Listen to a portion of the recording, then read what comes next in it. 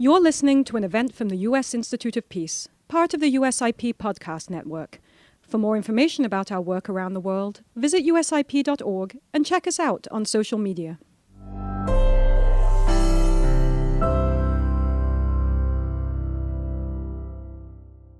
All right, so welcome everyone to USIP. My name is Frank Om, and I'm the Senior Expert on Northeast Asia here at USIP. For those of you who are not familiar with us, USIP is an independent, nonpartisan institute that is fully funded by Congress and dedicated to the goals of peace building and conflict resolution and prevention. Today marks 74 years since the beginning of the Korean War. The war remains unresolved, however, because it only ended in a truce and without a peace agreement.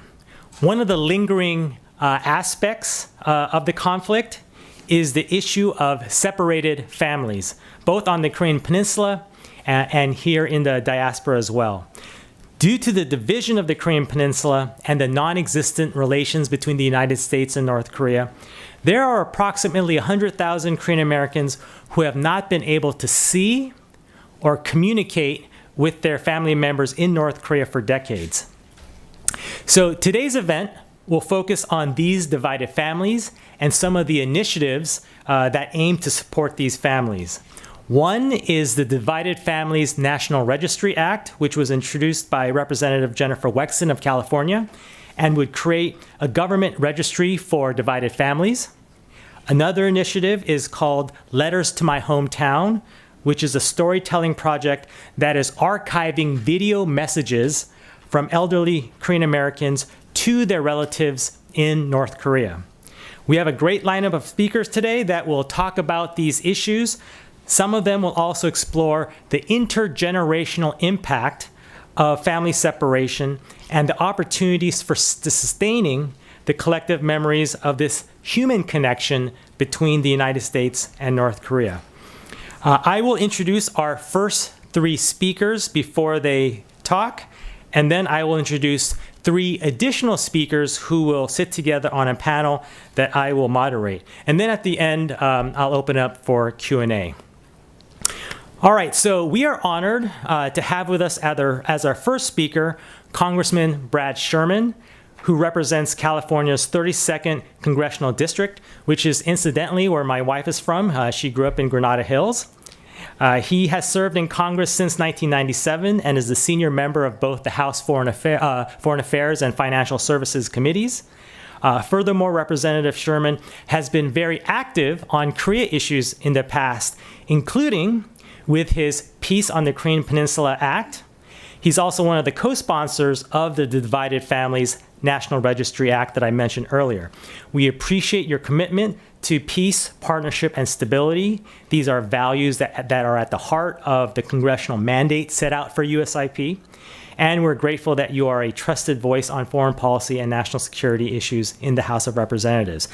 After Congressman Sherman speaks, we'll play a short video message from former Senator Mark Kirk of Illinois. During his time in Congress, Senator Kirk was very instrumental. He was a strong advocate for prioritizing the divided families issues in U.S. engagement with North Korea. He also led efforts to establish a bipartisan congressional commission on divided families, and he helped to drive legislation that supported efforts to reunite Korean Americans with their family members. So, Congressman Sherman, I now invite you to come up to the podium to provide your remarks. Thank you very much. Hello, I'm Brad Sherman from California's best named city, Sherman Oaks, and I represent about 30 towns that are part of the city of Los Angeles, including Granada Hills. And people ask me, well, then why are you Brad Sherman? If I'm going to represent 30 towns, I'm going to live in the one that's got the right name. So I think there's toward the beginning of 2021, Casey Choi of KPAC came to me, and we sat down, and he urged me to submit a bill that did three things. One was create a liaison office between the United States and North Korea. And obviously, we don't have a great relationship with North Korea, but you make peace with your enemies, you don't make peace with your friends. And if there was ever a country where we would hope to improve the relationship, it would be North Korea. The second aspect of that was what brings you all together, and that is communication between the families. As was noted, there are 100,000 Korean Americans with families north of the 38th parallel, and we've seen just a few family unification visits, and it's been 74 years. Now people have reached the end of their lives, and if they're ever going to see their relatives, it's got to be now. And so the bill calls for the family unification visits and a review of America's policy toward allowing visits to North Korea by focusing on compelling humanitarian considerations, including witnessing funerals, burials, and other family commemorations. We need to see these visits. We also need to see telephone calls, letters, video calls. And obviously, the North Korean government has not been open and forthcoming, but the United States should be first should open the door, and second should be pushing North Korea to open the door. The third element of this bill, for which it's most known, is it calls for us to finally end the war that most people ended in 1953. And that part of the bill has gotten some significant support and some significant opposition. Now, I've served for 28 years on the Foreign Affairs Committee, and I am a former chair of the Asia Subcommittee. And I've also met a psychiatrist or two who will tell you that if you keep doing the same thing over and over again and expect a different result, you need to be institutionalized. It's great to be here. We're right near the State Department, which is a large institution. Institutionalized and institutions sometimes go together. So we have seen America's policy of not wanting to end the war of 1953 on the theory that somehow that's a concession to North Korea. Well, it wasn't a concession to North Korea to sign the armistice. Why would it be considered a concession to sign the peace treaty? Now, I don't know whether signing a peace treaty would get the ball rolling on some of the more current issues, but I do know that our current policy is one of trying to prevent nuclear proliferation by imposing sanctions. And how's that worked out? We have seen North Korea go from no nuclear weapons to 5 to 10 to 20 to some unclassified sources would say over 70. We have seen their missile capacity grow. And now just recently we see an explicit alliance with Russia that could well deal with an improvement of nuclear weapons and thermonuclear weapons, or may very well deal with an improvement of missiles. We know that in the past, Russia has been a better non-proliferation partner than they're given credit for, but Putin is desperate, and desperate dictators do bad things.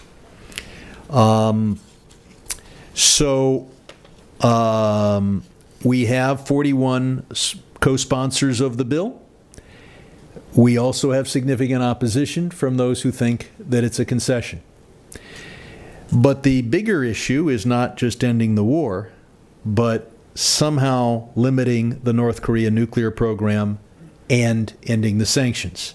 That's what will affect people's lives today, along with, of course, the lives that would be altered if we saw the family unification visits. The bill has substantial support. I won't say the concept behind the bill has substantial support. It appears majority support in the South Korean Parliament, and we've got supporters that I met just last month from Britain, Canada, Australia, and a host of other places. The policy of the United States has been to pound the table and say CIVID, complete, irreversible, verifiable disarmament. And that would be great if we could get it. We have not. And I think it's unlikely to occur. I remember back in the early part of this century, North Korea indicated an interest in a non-aggression pact. And Dick Cheney, who was more or less running our foreign policy back then, said, hell no. He dreamed of aggression. I know we're the good guys, but I don't think Kim Jong-un agrees. And so I do not think that he will give up all his nuclear weapons. And we have to be realistic on that. If we're not realistic, we just keep doing what we're doing. And every year, North Korea has more weapons, better weapons, bigger weapons, and they're desperate for money. So if you have a surplus of nuclear weapons and a desperate need for money, is there anyone who might buy one of your nuclear weapons? Just think of who that might be. So we go from a proliferation threat to a metastasized proliferation threat. The world would be much safer if North Korea had 10 highly monitored nuclear weapons than an unlimited number of unmonitored nuclear weapons. But you can't say our policy has been a failure. It has been a failure as far as providing for security for the world and for the American people and for the Korean people from this nuclear threat. I mean, on the one hand, it's been a success in that we haven't seen a resumption of the Korean War. But as far as the nuclear containment program, it's been a complete failure, unless you realize that it's been a complete success for all the politicians involved. The policy has been consistently applied. Trump applied it with great noise. Biden applies it with a very soft voice. It's the same policy. And no American politician will be criticized for pounding the table and saying North Korea should never have nuclear weapons. It doesn't accomplish anything, but there's no political risk. And no one has lost a single state in the Electoral College for taking that position. What we need instead is to be honest with the American people and say the question is there a highly limited program, or is there, as we have now, an unlimited program? So I would hope that we would move toward a liaison office, that we'd move toward family reunification visits, that we'd move to end the war of 1953, not a concession, but an equal statement by both parties that they do not wish to continue a status of war. And then finally, a negotiated end to the sanctions that involves a highly monitored and limited nuclear program. I realize I don't have a lot of support in the foreign policy think tank community on this, because nobody ever lost their tenured chair by saying North Korea should never have nuclear weapons, and they shouldn't. And if I live in a perfect world, I am sure that they won't. But I live on this planet with you. So I'm Brad Sherman from California. Thank you very much.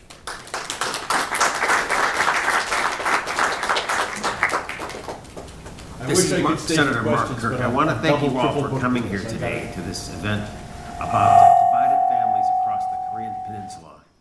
I'm especially concerned about the plight of Korean Americans who are divided from their families up north. And also thank my dear friend Chahi Stanfield, who has served as the symbol of this movement, showing what we can still do to cure the wounds and pains of the Korean War.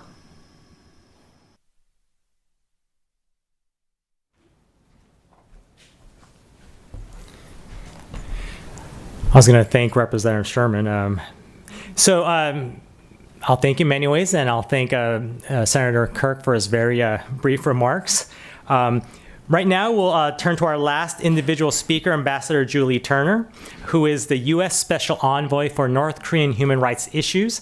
Ambassador Turner is a globally recognized human rights and democracy expert, and she's worked over the last 20 years to strengthen democratic institutions and promote human rights throughout East Asia and the Pacific region.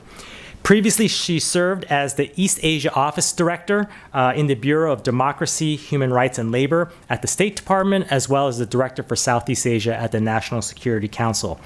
We appreciate your efforts to keep the spotlight on North Korean human rights and humanitarian concerns, despite the current diplomatic stalemate between the U.S. and North Korea. It's an honor to have you here and invite you to come as well. Thank you. Good afternoon, everyone. Thank you, Frank, for the kind introduction, and thank you and USIP for hosting this meaningful event today. It's an honor to be here with Korean American divided family members and groups and individuals committed to helping them. I've had the pleasure of meeting with many divided family members during my tenure in this position, and this has been such a priority for me in this role that they were, in fact, one of my first meetings. I had the opportunity to host Cha-hee and a number of other divided family community members at the State Department.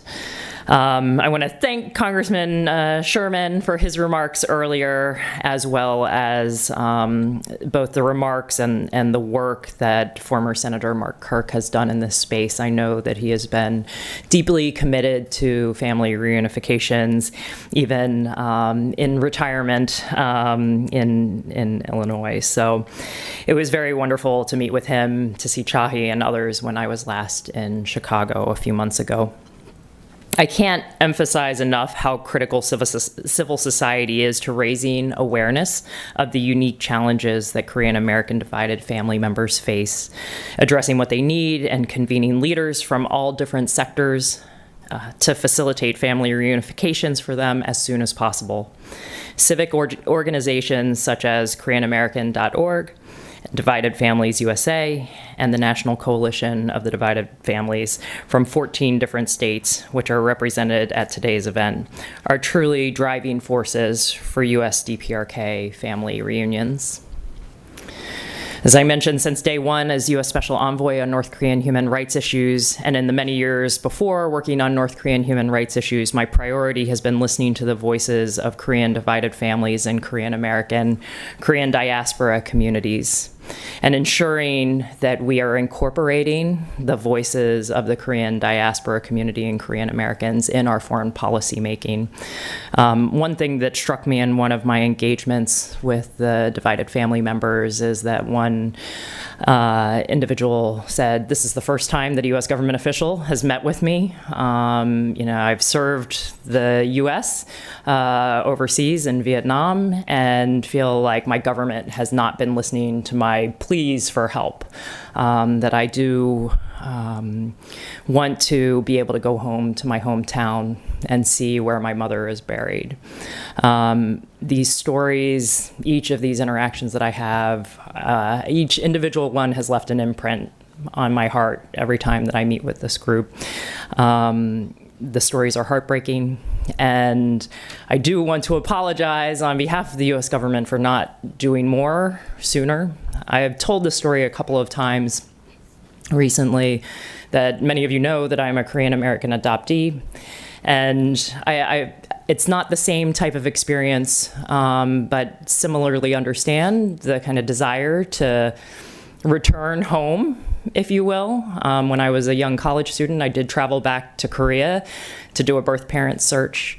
When I got to Korea, I found out that the individual who was listed on my paperwork as my biological father had passed away just a few months before. And so in many ways, I think back to the different regrets that I had as a younger person in not choosing to make that decision to go home earlier or to do that search earlier in my life. But I do understand that feeling of not wanting to be too late. And so this sense of urgency that Cha-hee and other divided family members are feeling right now, I wanted to just extend my sympathy and to express that on the U.S. government side, we're going to do what we can to get there. Representative Sherman raised many of the current challenges that exist in this space, but we're resolved to trying to seek solutions that help us to be able to facilitate these family reunifications. I've now met with divided family members in California, Hawaii, New York, locally in Maryland and Virginia, as well as DC, and in Chicago.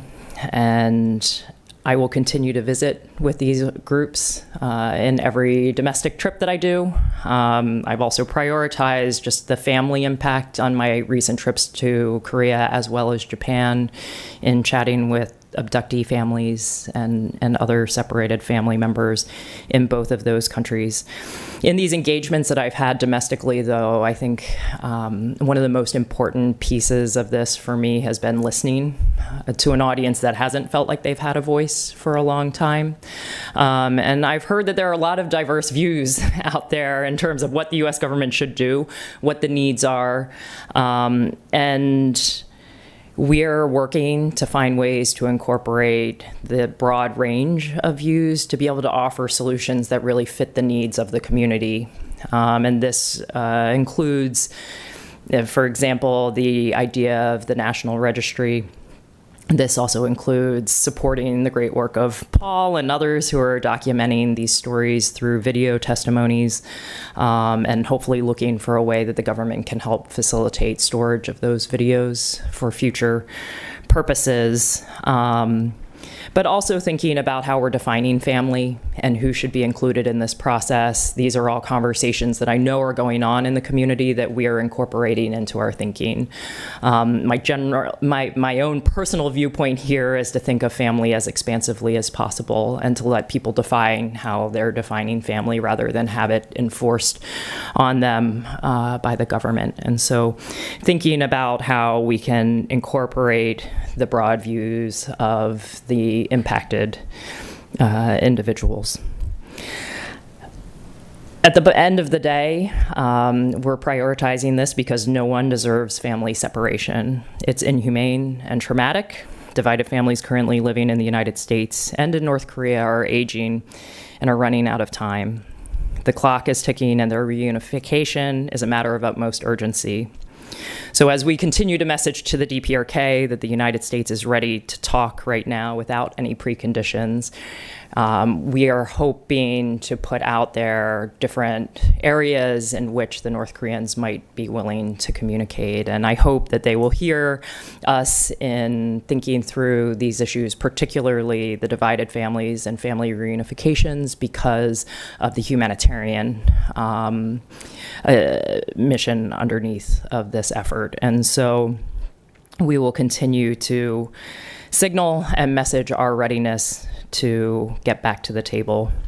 We're ready to proceed with in-person and virtual family reunions by building on an official or regular system or channel and welcome opportunities to Korean Americans and their families to visit to their ancestral hometowns in the DPRK. So looking for also ways to open that pathway, that it doesn't just have to be isolated meetings. Hopefully we can make this a regularized process. I would again like to highlight the pivotal role of civil society and family reunification efforts, especially the importance of multi-generational engagement. Not only is it important to educate young people about what happened in our history and how to remember that, but they are the future and will carry this issue forward and help us to find those real solutions to the family separations issue. I'm really pleased to see so many young people in the audience today. I know I am hitting that older category of people, but I do sometimes feel like when I'm out talking about North Korean human rights issues, or even the family reunification issue, that the audience tends to be on the older end of the spectrum. But it's so important for these stories to be carried forward. Again, a big kudos to Paul for his effort and his Letters to My Hometown project. his global advocacy are really excellent examples of how the next generation can bring new perspectives, new tools, galvanize new resources to help advance these efforts to reunite divided families, as well as KoreanAmericanStory.org, led by Mr. H.J. Lee, which provides a terrific platform to share such initiatives and document stories of the divided families as part of broad Korean American history. I have also been really moved in my interactions with divided family members when I do see second and third generation Korean Americans there, both to support their parents or their grandparents and in telling these stories, but also I think a lot of them are also similarly curious. It's interesting to me, even at the State Department, sometimes I was in Seoul recently just wandering around our embassy in between meetings, and a few of the Korean Americans serving in Seoul right now popped by and said, hey, you know, I don't know if you know this, but my grandmother was born in the North. And so there are a lot of these stories that exist out there. And I think it's important that we continue to tell them. And so very much appreciate the efforts of those that are working to document these stories and to pass them on to future generations. There's a lot of great opportunity, especially right now with innovation and digitalization as instruments that can help kind of pull together this identity and support the Korean American divided families. I'm proud to be able to work with all of the people in this room that are working to energize governments. I'm going to do my best to also galvanize support from like-minded partners and allies to work with the Republic of Korea, as well as the international community to highlight this at the UN and other multi-national fora. We can't complete this mission without each and every one of you and the contributions that you're making. To those of you who I've had the opportunity to meet, I have found your work to be extremely motivational and inspirational. To those of you who I have not had the opportunity to meet, I hope that we'll have a few seconds to chat after this, because I would love to hear more about your efforts and what you're doing to support this effort. But again, thank you, Frank and USIP, for hosting today, and I look forward to the rest of the conversation.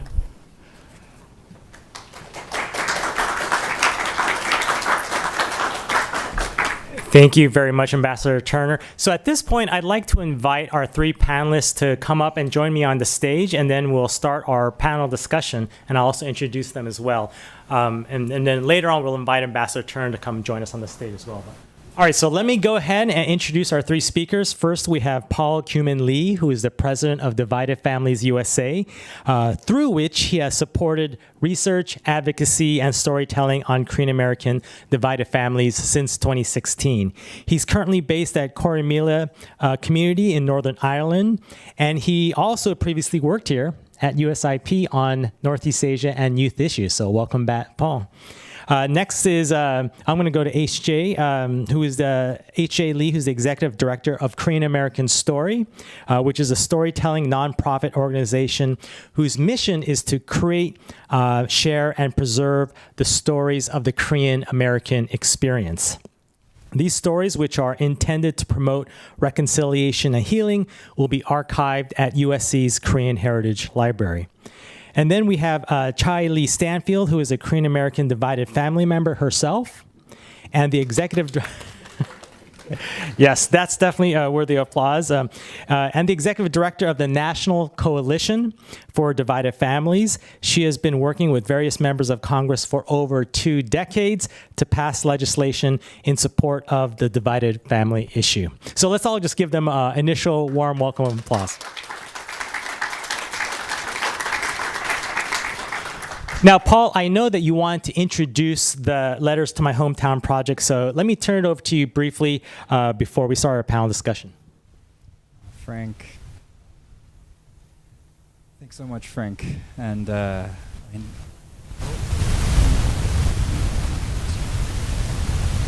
thanks, Frank. I worked here for 3 years, so I should know how to use this thing. But now, as I look around the room, I see so many familiar faces of friends and allies and mentors and partners. So it feels like I'm coming home again. And thank you, Frank, for making this possible. And thank you to Ambassador Turner for all that you are doing, and for sharing a bit about your personal story as well. So that's what I hope to do. And instead of speaking on behalf of divided families, I wanted to share a clip from this project, just in 1 second. But I did want to share something about the motivation, because Frank mentioned that I've been involved with divided families advocacy since 2016. And I remember the first time that I met Chahi and Frank, and HJ was actually in DC in 2016, and Chahi and I were advocating for a House Concurrent Resolution 40, which Hannah Kim's a huge champion of, and many other occasions as well. But I realized, I still remember in 2022, December, I had gotten the news that my grandfather had passed away without knowing what had happened to his older brother, from whom he was separated during the Korean War. And I remember getting an email from Chahi maybe an hour after getting the message from my mother about my grandmother. And she had told me that the Divided Families Reunification Act had passed through the National Defense Authorization Act. And it was something that we had worked so hard for. But I remember feeling like, like what Ambassador Turner was saying, it's maybe it's too late for people like my grandfather. So that's how I was motivated to work on storytelling, by partnering with people like HJ, Korean American Story, and thanks to the American Friends Service Committee. So Matt, if you could play the clip, and then we can share a bit more about the project afterwards. 그러니까 어머님 한 뱃속에 난 친동생을 70년이 넘도록 얼굴을 모르는 거예요. 사진은 보셨어요? 만나질 못하니까.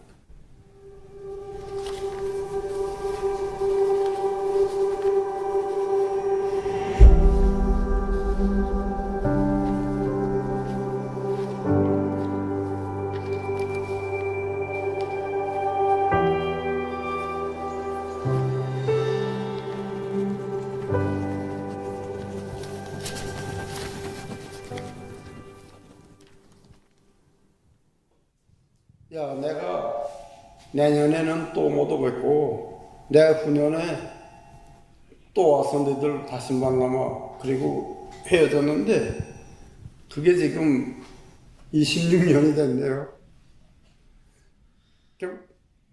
동생들한테 거짓말쟁이가 된 거죠. 근데 이게 내가 나이 이제 90살이 됐는데, 이제 이 현 정권이 미국은 내년이면 또 달라져서 딴 정부가 들었을지 모르지만 우리 한국 정부는 아직도 한 4년 남아있는데 그 안에 무슨 변화가 있을지 그래도 그때까지 살아있으라는 보장도 없는 거고 북한을 방문할 수 있는 기회만 생긴다면 바로 그날로만 가서 동생들은 다 만나보고서 수고해야 되지 않겠나 그런 생각이죠.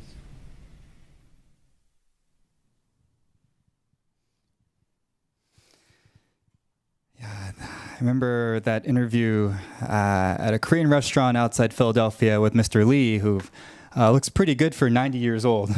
But this was about a year ago in Philadelphia, and that was one of the 26 interviews that I did in 6 different states across the country in about a month.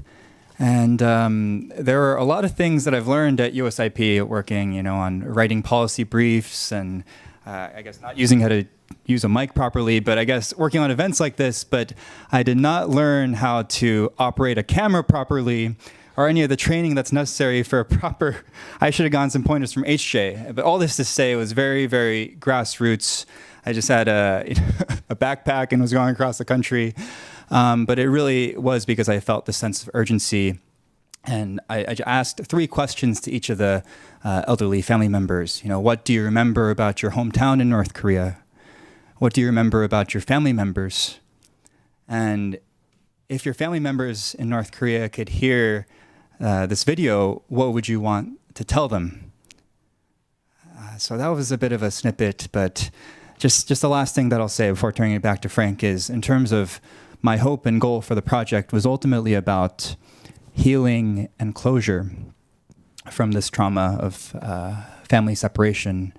And I hope that this project can do that, not just for this first generation of family members, but also for younger generations who can continue to watch these videos and messages in the US and in North Korea, and also for just the broader public in both sides of the border and around the world as well, to empathize with the pain of family separation. So thank you everyone for being here, and thank you, Frank. I appreciate it. Thank you very much, Paul. I think this worked now. Okay, great. And you said there were 26 videos total on the website? Okay, just similar to this one. Okay, great. So I want to start by asking each person about your personal connection to this issue. And Paul, you talked about it a little bit when you were talking about your grandfather earlier.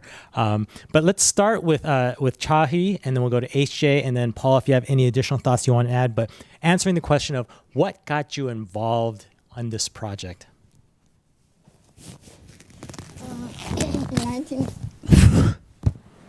First of all, I want to thank you for being here, and I feel so proud. I feel so good to see Hannah, Esther, Paul, young people here, because when they grew up, when we were having problems, with our family members, we wanted our children to fly.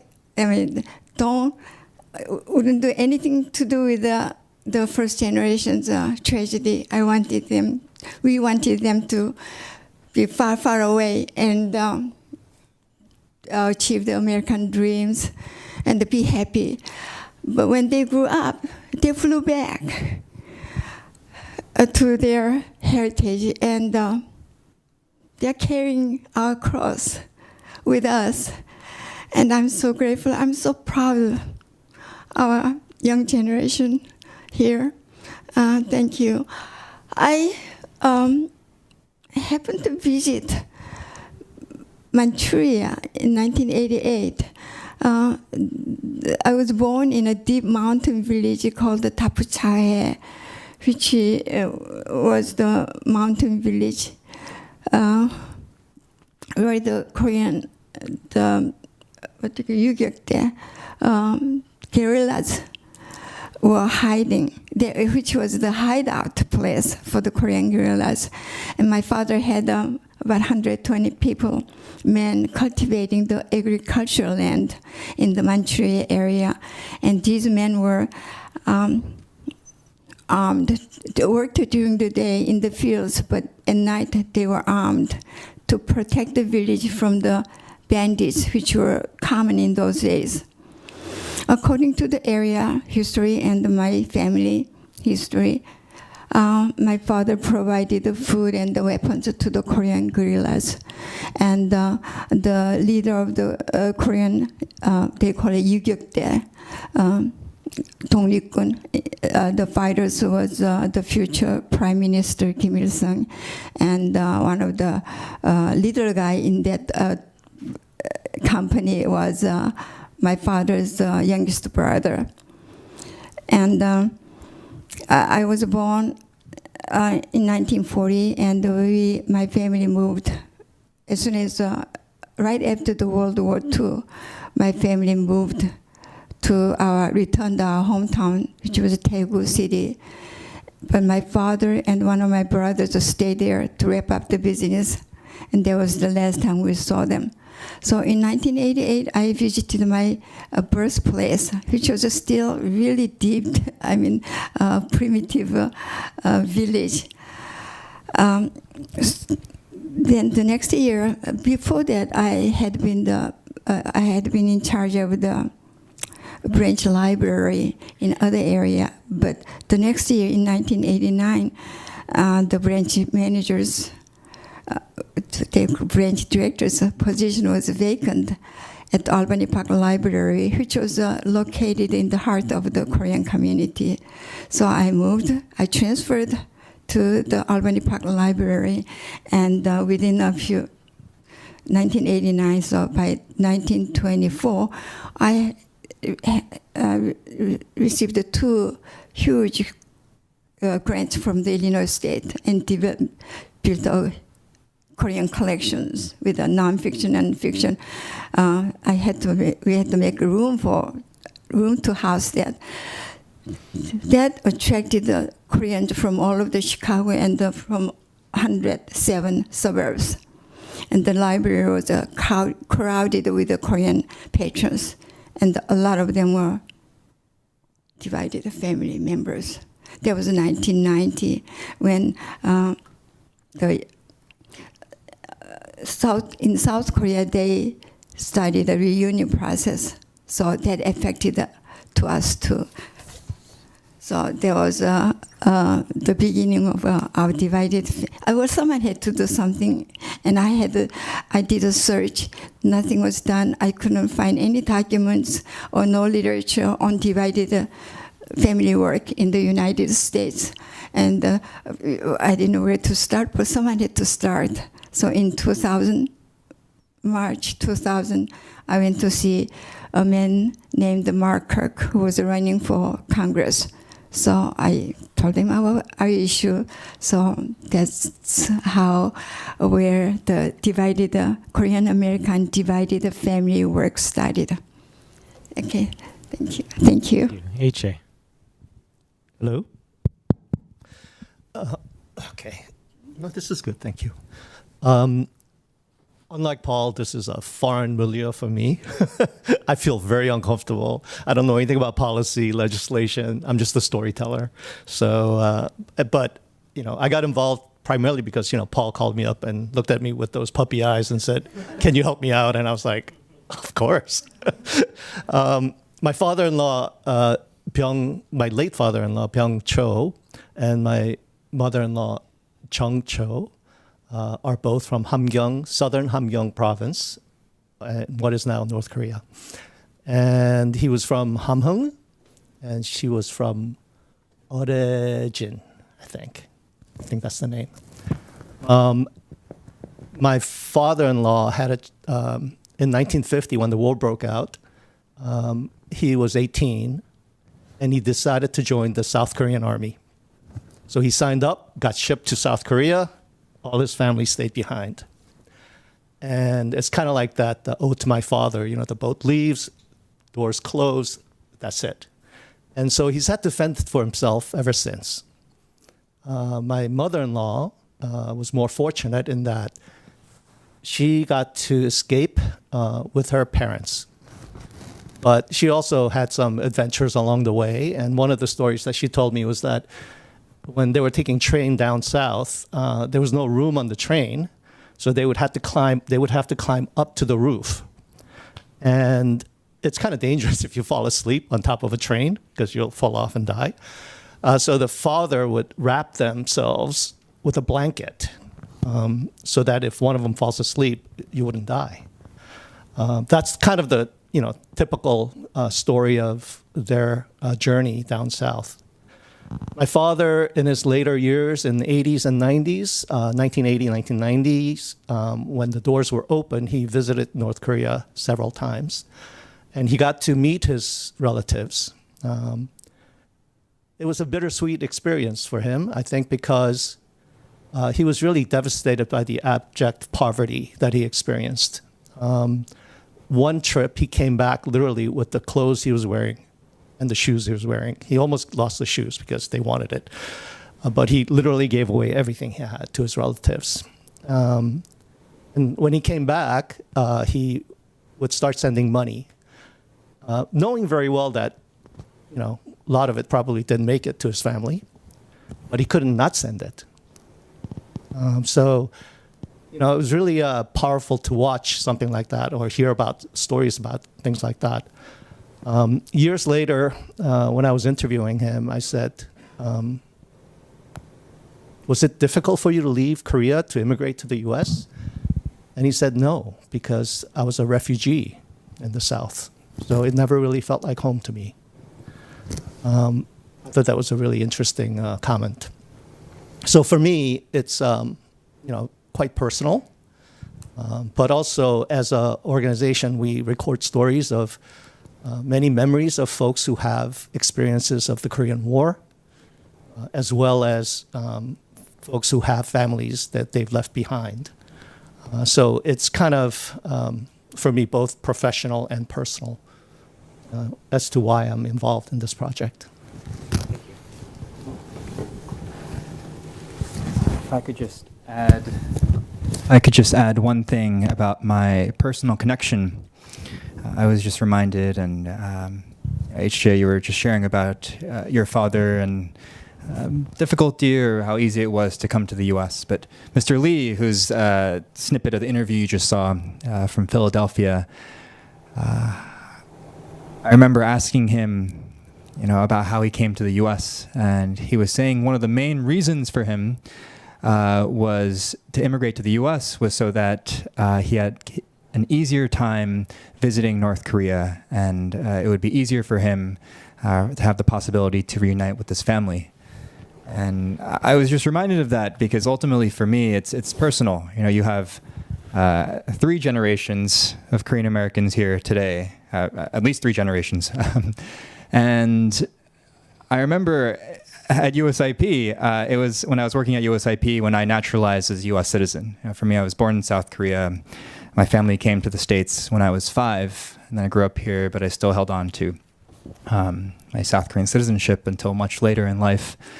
But ultimately, I think working on this issue and this project in particular it's not only benefiting, hopefully benefiting people from the first generation, but also helping me navigate my own identity as a Korean American. And I think a lot of people, people here, people watching the live stream, you might be familiar with the issue of divided families from the Korean War. You've seen the videos of reunions at Kumgang Mountain where people, tearfully hug each other for just 3 days and then have to separate again. But I think, especially in the U.S., there's not really a widespread recognition that this is an American issue. This is a domestic issue as well. That so many people like Cha-hee, like Senator Kirk, like Congressman Sherman have been working on for the past 2 decades, if not more. So that's a bit more about the personal connection for me. Paul, I'd like to stay with you just for a second because you've worked on Korean issues for a while, certainly policy analysis, but also on the grassroots issues like the Letters to My Hometown project. So I want to get your thoughts on what do you think the role is of this type of issue as it pertains to U.S. DPRK reconciliation. Do you see a role? Yeah, absolutely. I mean, just compared to inter-Korean relations, North and South Korea, there have been over 20 of these in-person reunions. There have been letters that have been exchanged across the border. There have been video messages that have been archived. But none of those official mechanisms have been possible for Korean Americans. And I think when you think about the U.S., and Frank, you're the expert on this, of U.S. and reconciliation with kind of these enemy states, but even compared to countries like Cuba or Vietnam, Cuban Americans, Vietnamese Americans had been able to travel to their homeland to meet with their family members in the past. So, this is, for me, how I see it, more than a human rights issue, more than a humanitarian issue. This is a human issue that I think can kind of build the basis of trust and understanding. And, I really think it's exceptional, not in a good way. It's an outlier, even in other divided countries, when you compare it to East and West Germany, for example, where people have been separated physically and without any communication for so long. So, I think it could be the starting point of reconciliation between Washington and Pyongyang. It's and I'm glad you raised that. It's important to note that so there's a travel ban on U.S. citizens going to North Korea that I believe was implemented in 2018 following the Otto Warmbier situation. But prior to that travel ban, approximately 800 to 1,000 Korean Americans visited North Korea every year. It sounds a little bit strange to think about that. But that was the case. A lot were going on their own. There were some going for tourism, maybe business, a lot for church reasons, but many who are going on their own to try to meet with their family members and also provide remittances where possible, right? HA, let me turn to you. So the Korean American story that you focus on is primarily dealing with storytelling, right? And then you also deal with the legacies of the Korean War. What do you see as the role of storytelling in terms of healing intergenerational trauma? It's so important for us as an organization. We're 14 years old now. We've been collecting Korean American stories for 14 years. And looking forward, I think that's going to be, well, it has been a byproduct of the work that we do. Storytelling is probably one of the few ways that you could really create authentic empathy, which is the pathway to healing and reconciliation. So for us as an organization, that goal is paramount. When we talk about divided families, there's the physically divided families, but I'm also concerned about the impact of the Korean War in our families and how it's dividing us emotionally, culturally, linguistically, in so many ways. There are so many forces against us. You know, when people immigrate to this country, they brought with them the first generation of my parents' generation and grandparents' generation came with traumas of the war. And then you add to it the traumas of immigration, racism, just all the different things that they have to put up with. It's a lot to do. And so if you talk to the older generation, they tend to have the perspective of, I think, not really wanting to think about it because it's so traumatic. But when we interview these folks, we try to tell them that the fact that we're traumatized is something we couldn't control. So there's nothing to be ashamed of. It's not something to be guilty about. But what we can do is we have a choice as to what we do with this trauma. And I try to tell them that you have an opportunity to take your trauma and turn it into a blessing for your family. And you do that by telling your story.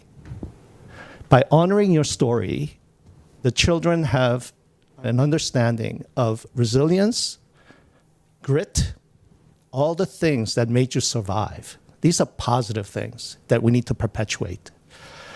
When I talk to the younger generation, I try to tell them that it's difficult to communicate with them and it's difficult to understand their fixation on higher education, preferably at Harvard, becoming a professional doctor or lawyer, without really understanding their past survival situation where they didn't know when they were going to eat, if they were worried about their safety, there's lack of stability. These are things that drove them. And unless you understand where that is coming from, you can't really have a communication that's productive. So we try to emphasize that in order to have peace, reconciliation, and healing, empathy is really the key. And empathy doesn't mean you have to agree with what the other side says. It just means you have to hear it so that you can understand where they're coming from and why they say the things they may say or why they behave in the way that you may not like, but at least you understand it. And I think this is a really important role of storytelling. And that's why, for us, I think that's something that we will continue to focus, healing, that is, healing our community, not only, because the power, the trauma that exists in our community is just incredible. It's the 800-pound gorilla. There's 2 million of us. There's 150,000 adoptees, right? And there's probably over 100,000 GI wives in this country. And let's think about it. All of us are here because of the war. And so it's a pretty powerful force. Thank you. I would be remiss if I didn't. I brought up the issue of the travel ban, and I do want to say that the Biden administration has been very, very helpful in trying to provide ways to address some of the humanitarian concerns, including ways to provide exemptions on a case-by-case basis for divided family members who are trying to reconnect with their kin in North Korea. And so that's something that needs to be mentioned as well. Chahi, yes, I was going to turn to you anyways, but let me ask you the question, and then you can also address the point that you're trying to make as well. So you've been advocating for the Korean American community on this issue for over a quarter century. What are the... Century, yeah. A long time you've been, a long time. Sorry if I get the numbers wrong, but so you have a lot of experience based on those years. What are the challenges, the main challenges you faced on this issue? And then conversely, what gives you hope as we move forward? Okay, we are not done yet, so don't close the whole book. We still have. Please use your microphone. Yeah. Oh, yeah. So we are not done. We are still here. We are at the very end of our lives, but don't close the book yet. So you guys are telling the stories are fine, but we're not done yet. So wait for a little longer. What was your question? It's about the challenges that you face on this issue. Probably the first generation's difficulty with language and cultural barrier. Yeah, it could have done a lot earlier and got it down probably by now, but we didn't know. I didn't know where to start. I had no idea how to get this through the U.S. government. In Korea, you don't have to go to a representative explain what the divided family is. You don't have the Korean government and the Korean Red Cross take care of those things. But here we had to go take pictures and stories to tell the politicians with our language. I mean, we don't know even, sometimes we don't know what we are talking about. So it has been challenging for the first generation to get through the U.S. government, to work with the U.S. government, and to work with the mainstream America. Did I answer my question? Right, and following up on that, what gives you hope? Oh, we still hope. We have a lot of things to hope. And first of all, I would like to mention these bills. Thanks to Ambassador Turner, we have a bill in the House and in the Senate. It says directs the state, the nature of the bill is directs the State Department to establish a government-sponsored registry for the divided Korean American families. The registrations have been the problem which caused of the failure of our first bill. And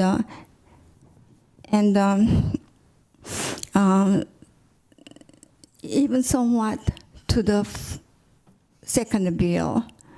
We have no official capacity to take the registrations.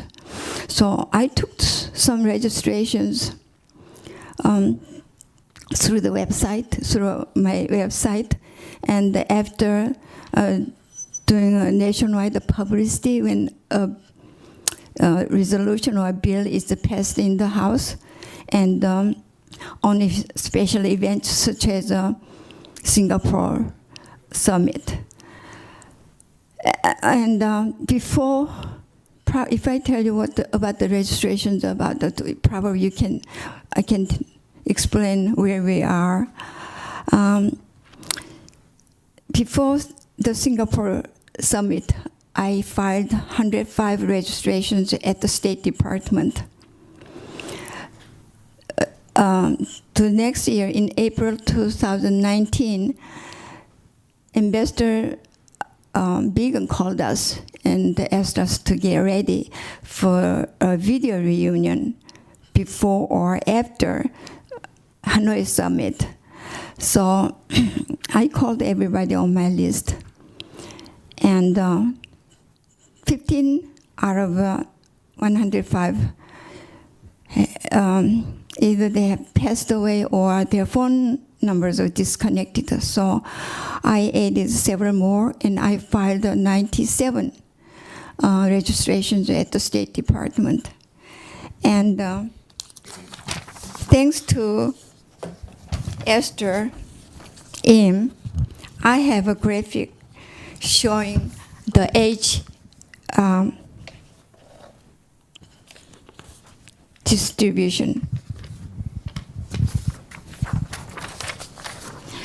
85% of them were in their late 80s or 90s. That was 4 or 5 years ago.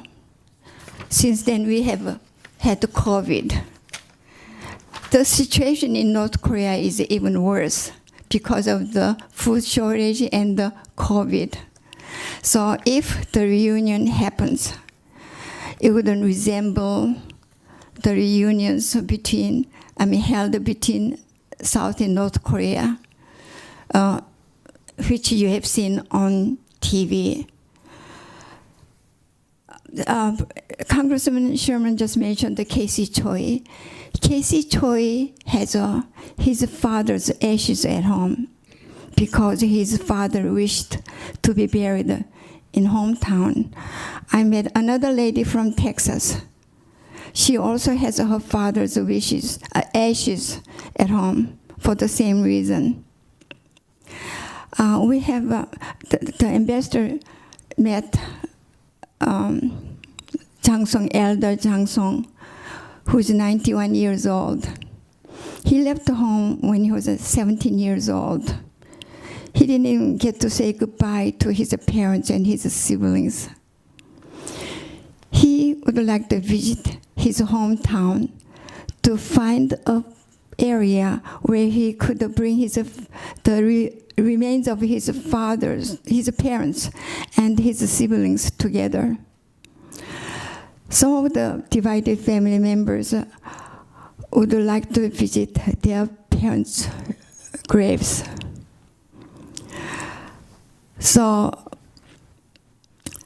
we are in a different situation from the reunion the South Korean government has had.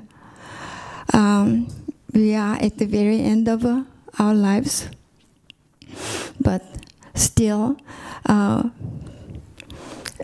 think we can do something with the help from the ambassador, who has been wonderful with us. So the whole book is not closed yet. We are on the very last chapter, but we are working on it. And thank you. Thank you. And also the work continues with the younger generation. That gives me hope. Paul, Hannah, Esther, and others.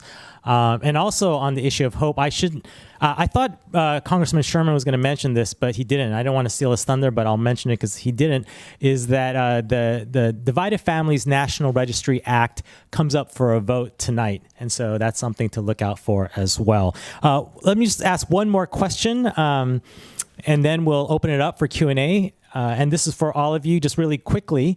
What does healing or closure mean to you?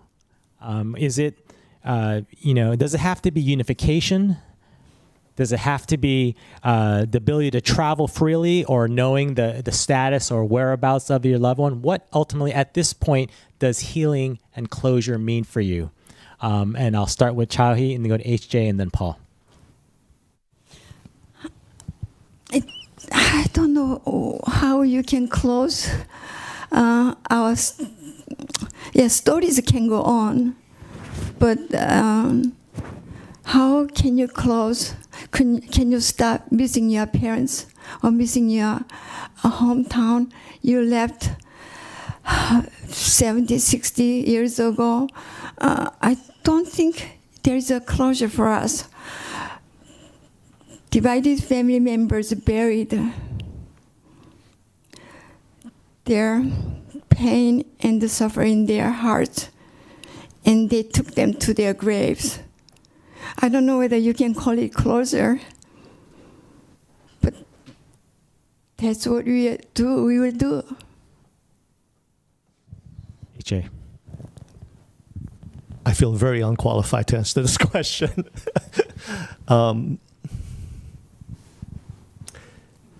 I guess some answers, just knowing, I think. In my mother, my mother-in-law's case, she's never really been able to visit North Korea with her. So even just knowing what happened, but, that was 7 years ago, who's still alive. And so I agree with Chahi that, closure may not be a good word, but maybe some healing, the ability to move on, just knowing, I think, would be something that would be helpful. So I left USIP and Washington and the US 2 years ago for Northern Ireland. So I just flew in from Northern Ireland last night. And a few days ago, I participated in an event called the Day of Lament, or the Day of Reflection, where people come together, and there's a 30-year conflict in Northern Ireland to remember the victims. Doesn't matter which side they were on. It doesn't matter what happened to them, but for people to come together to remember and grieve and mourn. And I think through this project, I've learned that it's not, I ask people this question, and for some people, it's getting to visit and have a proper burial. For others, it's just knowing what happened, as HJ said. But in Korean, there's no proper translation. Maybe it's my lack of mastery of Korean, but in the Korean language, there's no exact translation for closure or healing. You just say like healing in a Korean accent, or it's like this concept of han, it's very cliche, 한을 풀어주다, like setting the grief free in a way. And I found that, I was working with this organization in Northern Ireland, Healing Through Remembering. And the point I want to make with this is it's not all just sad stories about never getting to see your family member again. There's some of that in these stories, but what I found were stories about azalea flowers in people's hometowns as they were reminiscing about their childhood, as they were getting spanked by their mother on their way to primary school, skiing, the ducks in someone's hometown. And I think it's really through remembering and reminiscing that healing and closure is possible. Thank you. So before we open up for Q&A, I'd like to invite Ambassador Turner back up into the stage so that she can answer any questions that people may have. We have about 20 minutes, so I'll open it up. And there are people with microphones. If you have a question, just raise your hand. And then also for people online, there should be a function that allows you to ask a question online, and then we'll have one of our runners, we'll have Kemi ask the question. So let's start right here. Hi, my name is Terrence Matsuo. I'm a non-resident fellow at KEI. So before I begin, thanks Frank and everyone on the panel for this very interesting discussion. And so in the UN administration's Indo-Pacific strategy, there was one line that said, quotes, "The 7.3 million Korean expatriates will also play an important role for the freedom, peace, and prosperity of the Indo-Pacific." And so my question for the panel is, as Korean Americans, is there a role for the South Korean government to play in these types of issues? And, if so, what are those kinds of expectations? Thank you. Great. The question is about the role of the South Korean government in helping reunite divided families among the Korean Americans. It's a very limited, okay.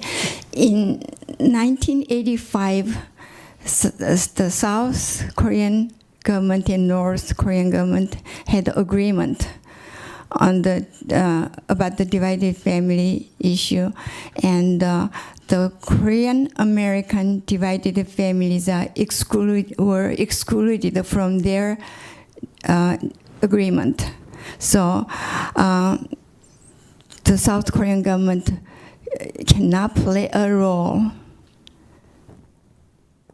in the Korean-American divided families reunion process.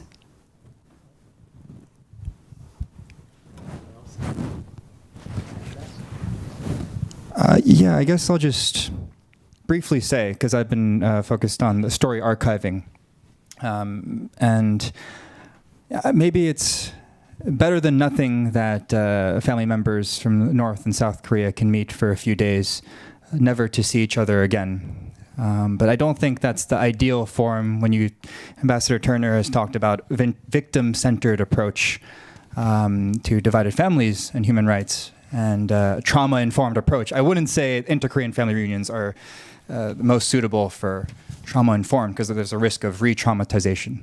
But the one thing I will say is I do think there is precedent in terms of infrastructure and systems from the South Korean government and Ministry of Unification who have done very detailed, regular surveys of the number of divided families, of collecting letters and messages.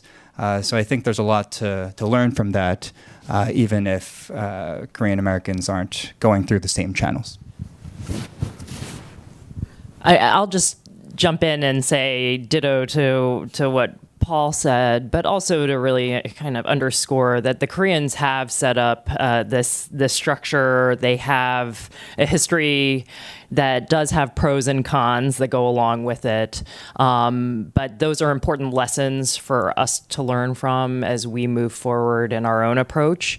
But also to the point that I made earlier, there really the U.S. government should feel, I don't want to say a burden, but at least some remorse that we have not been more active at listening to the broader Korean American community on this issue for so long, for being inaccessible, right? And I do think that a number of actions that the Biden administration has taken have been to find a more inclusive process that allows various AA and HPI communities, Asian American, Native Hawaiian, Pacific Islander communities, to be able to be integrated into our policymaking process. And this piece here is one of the efforts that we've undertaken. Me going out to various cities and communities across the United States has been to do that, to make sure that the Korean American community has a voice in this process, and the U.S. government is representing Americans, right?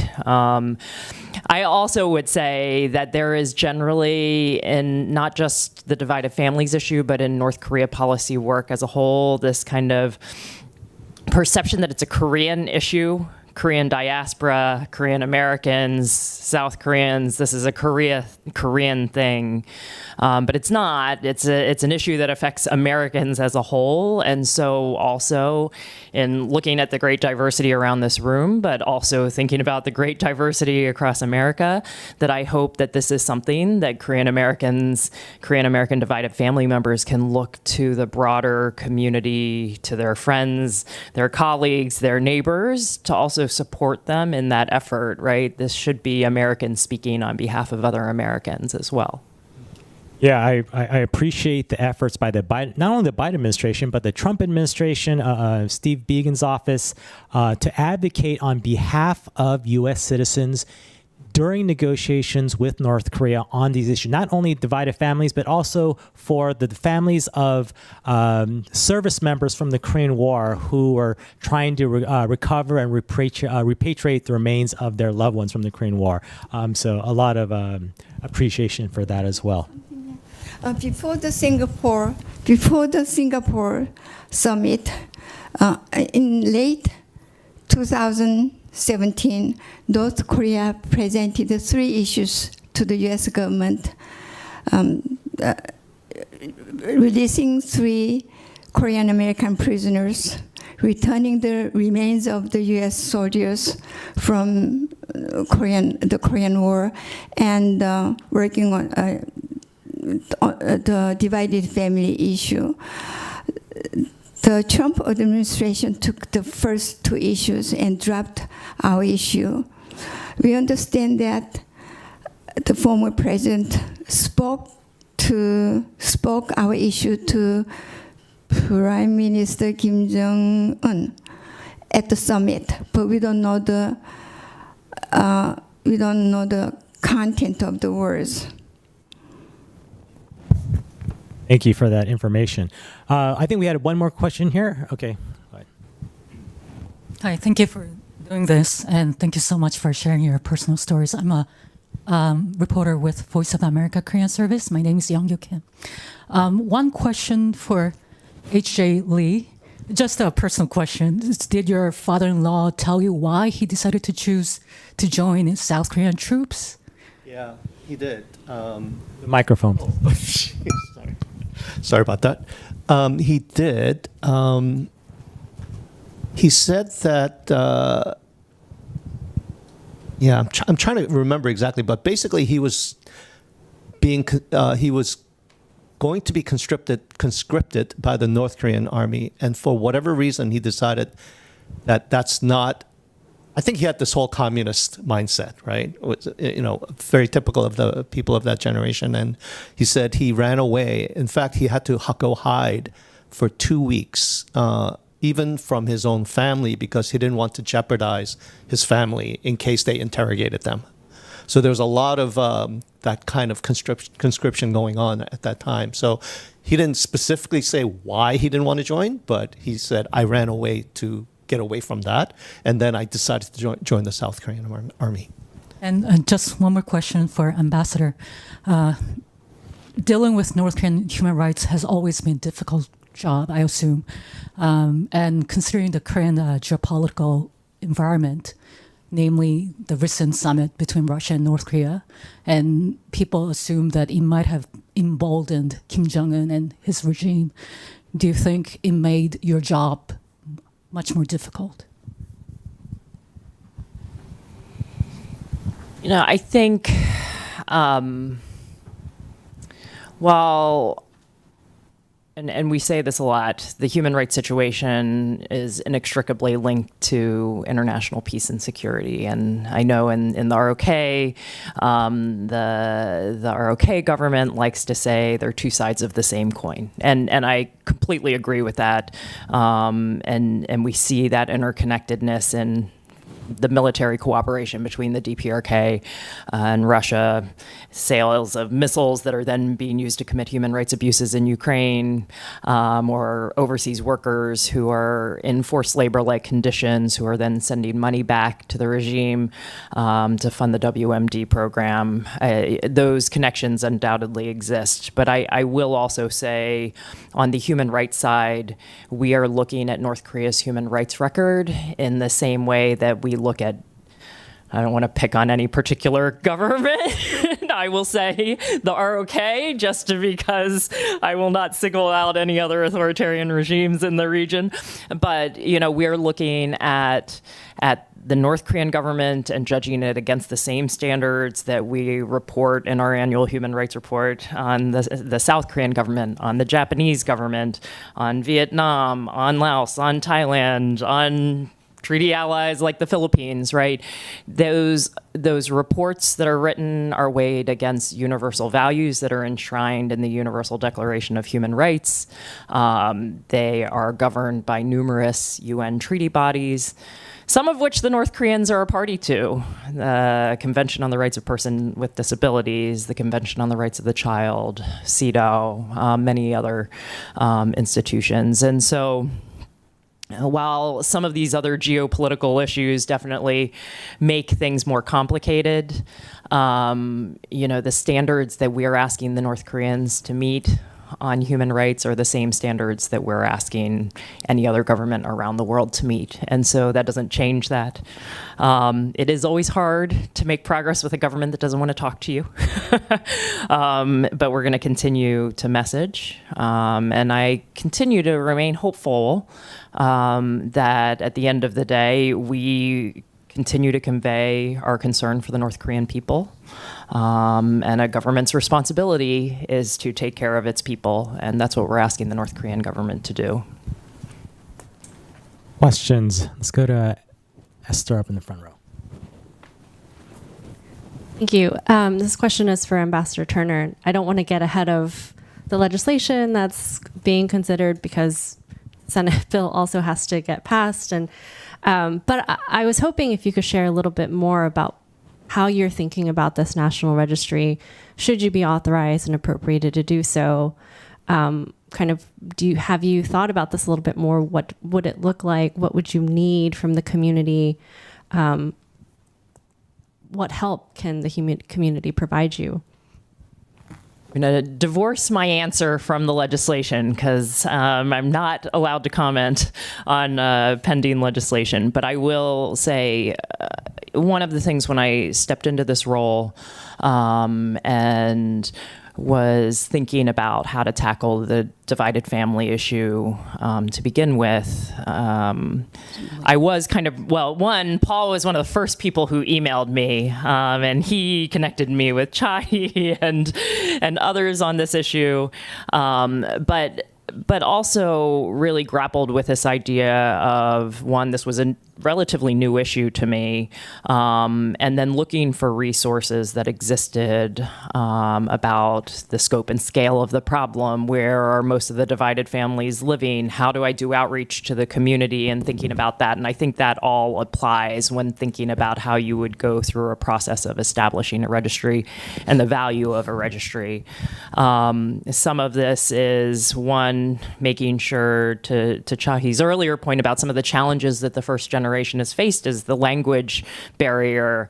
In Washington, D.C., we kind of sit here in our hole, and I think Congressman Sherman said our institutional building over across the street. How do we get out to the communities? How do we make sure that we're meeting people where they're at, as opposed to forcing people to find us? I'm not expecting every Korean American divided family member to have access or to even be interested in the State Department's Facebook page. I'm sure you're all following it, maybe. I'm also dating myself by using Facebook as the suggested app there. But thinking about how we get out and really canvass within the communities with Korean speakers who can help make sure that we're collecting the right information and being connected to other people that may not be able to find us, so that we're getting out and finding them. And then also, I referenced this or alluded to this a little bit in my remarks, but thinking about also allowing people to self-select in, right? There are people that are concerned about handing their information over to the U.S. government. I myself am super paranoid about this all the time. What am I putting online? Who am I giving this to? So thinking about how we're going to secure the information, make sure that it remains protected and is respectful of privacy rights, but is accessible. I'm building my own challenges out now to answer the other question as well. But also, should a second generation person be able to register? Should a North Korean refugee who's now resettled and has American citizenship now be able to register, seeking out connections with their family members?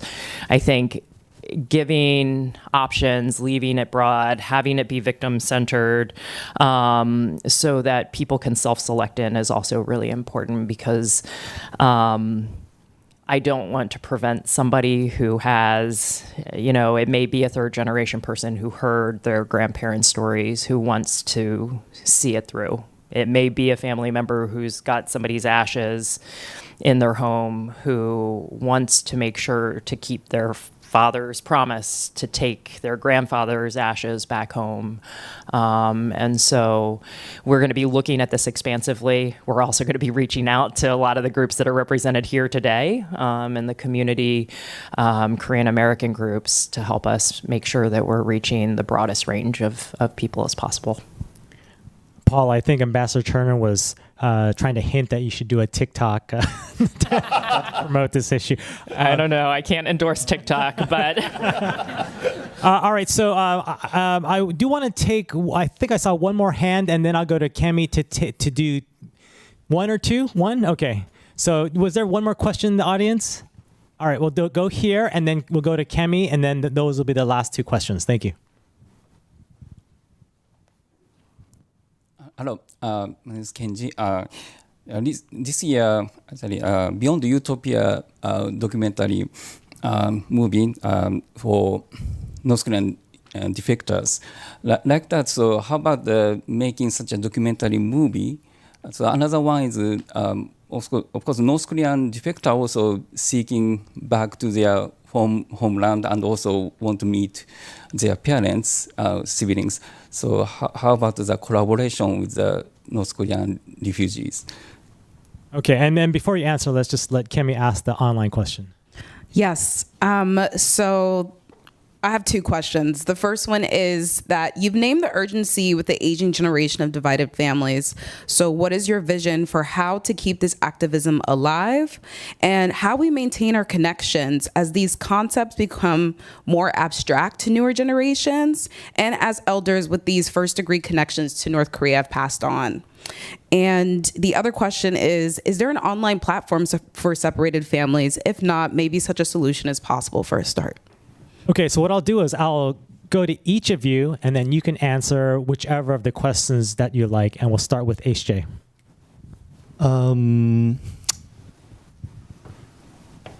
So as a storyteller, we believe in authentic personal stories, and there's very little authentic personal stories about North Korea or divided families or anything like it. What we found is that the content we've been posting through Letters to My Hometown have been quite popular, especially with a lot of younger generation. And I think there's a genuine hunger amongst younger generation to learn real stories about people. Like, what are people like in North Korea?